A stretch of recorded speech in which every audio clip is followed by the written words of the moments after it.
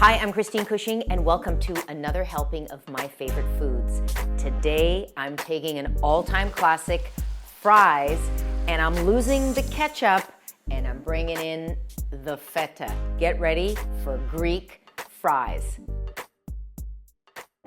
So Greek fries have been a favorite of mine since I first had them in Greece. And I have a few tricks up my sleeve to share with you about how to perfect them. I want to share with you the kind of potato that I'm using. This is a Yukon Gold. A Yukon Gold is a Canadian variety of potato that's a hybrid. It's got a little bit of starch and it's a little bit what they call waxy. If you can't find Yukons where you are, you just want to get a hybrid potato or something that's more starchy. New potatoes do not make good fries. So step one. Potatoes are peeled, and these are really hand cut.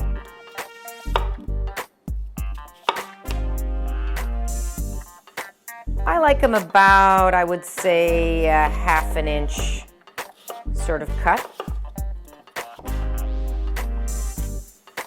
So they went back into the water because I want to wash off all the excess starch on the outside of the potato. So that's step one.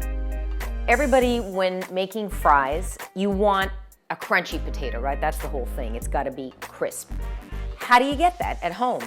There's a couple of ways of doing it. Mine's a little bit more radical. So I'm going to do what's called blanching. And the potato really needs to cook fully inside. And then in the second time that you cook it, so we're going to cook them twice, they start to crisp up. So if I try to put them in one time, they're going to be pretty soft. So we're going to cook them twice. But here's the thing. The first time I cook them, they're going to be blanched in water, not oil. So I'm putting them into cold water, no salt. I'm going to crank the heat and bring this up to a boil. Once it comes up to a boil, I'm going to let them cook almost fully, like just barely, but they need to be holding together. You don't want them to be falling apart in the water because then it's going to be mashed potatoes and then fried, right? So 6 minutes, I'm guessing, 5 to 6 minutes. As soon as it comes to a boil, I'm going to turn it down and simmer it. After 5 minutes exactly of simmering, it looks like the potatoes are done, but here's what I want to make sure, that the knife will slip out really easily and they're still holding their shape. Now, I want to get them right out of the water. This part is very important. I don't want to leave them in there because they're going to get soggy. So draining them out.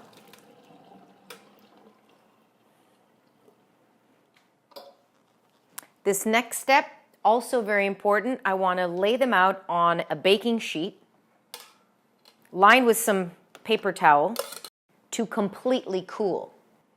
I want to make sure they're not overlapping so they don't get mushy. I want to cool these completely. Then we go to phase 2, which is the frying.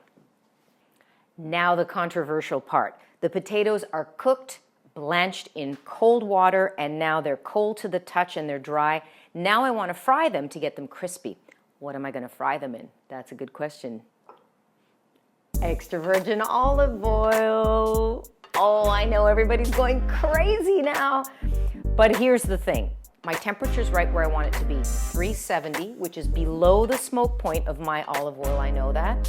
So now I'm going to put these in and we can talk about frying in olive oil and why these fries are so freaking good. Are you ready? They're going in. 370 is the temperature, and you want to make sure they're totally dry. It's really important when you're registering your temperature that the probe isn't touching the bottom of the pot because that's going to generate a lot more heat, so you want it suspended. Ever since I was a kid going to Greece, you'd go to a little village and every single place you have fries that's not a kind of a big or fast food restaurant, the fries are always fried in olive oil and they taste amazing. So there's so much propaganda about not frying in olive oil, but the whole of the Mediterranean fries in olive oil. You don't want to fry past 375 degrees anyway, and olive oil can be very stable. It's a very stable fat. Plus here, the flavor is what I'm after. I'm not saying that you should fry in olive oil all the time. I'm just saying the Greek fries need olive oil and they are fantastic. Now, why do I need it at 375 for this second part? That's where they get crispy. The idea of blanching them in water is they soak less oil. So you first cook them in the water, now you crisp them up in the oil. Everybody's happy. I can't really give you an exact time for the frying. It depends on the size of the pot, the size of everything. You want to be really cautious here, but I'm going in with my little, whatever this is, spider, to make sure they get nice and crispy. You want to make sure that you do it in batches, because if you crowd the pan, the temperature is going to drop too low and then they're just going to be soggy. Oh, these are looking beauty. The color right here is going to tell me when it's ready. Really, that's the only way. It's the color, and they really start floating to the top.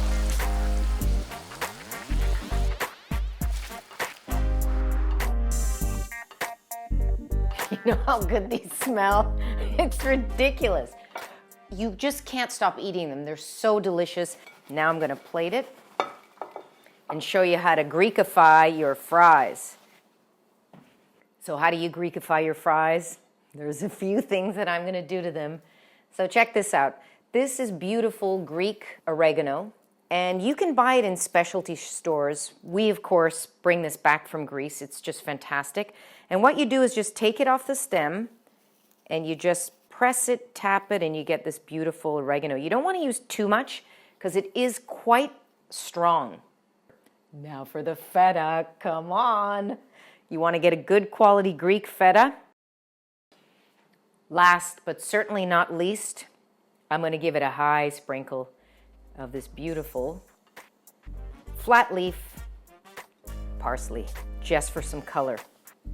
Is this a good portion size for me or what? Now, just from the warmth of those potatoes, the feta's it's not going to melt because feta doesn't really melt, but it's going to really cradle them nicely. That's got the perfect combination of everything.